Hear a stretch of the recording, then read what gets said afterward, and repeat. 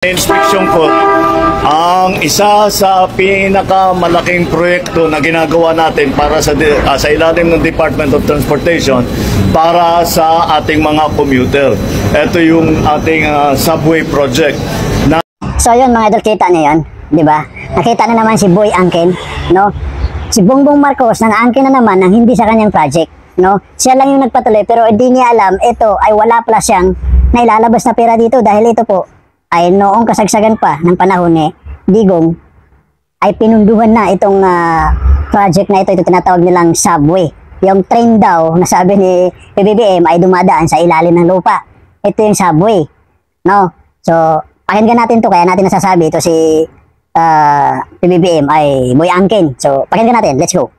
Sisimulan na ang underground construction ng Metro Manila Subway. Pinangunahan kanina ni na Pangulong Rodrigo Duterte at Transportation Secretary Arthur Tugade ang pagbababa ng tunnel boring machine na gagamitin sa paghukay para sa kauna-unahang subway sa Pilipinas. Ininspeksyon ng Pangulo ang tren at depot ng subway sa Valenzuela. Sinubukan din ng Pangulo ang simulator na gamit sa training ng mga magiging makinista.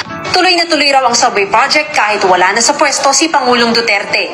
Yung pondong kailangan para makumpleto yung subway ay hindi ho aasa sa tinatawag na GAA sa Kongreso pagkat ito'y nakakasana sa loan with the government of Japan through. Ibig sabihin mga Lods, itong project na ito na subway ay tatak Duterte pa rin ito. Alam niyo kung bakit? Dahil po ito po ay kahit wala na po sa posisyon si Duterte bilang presidente, ay siya pa rin ang pumirma ng pondo itong project na ito.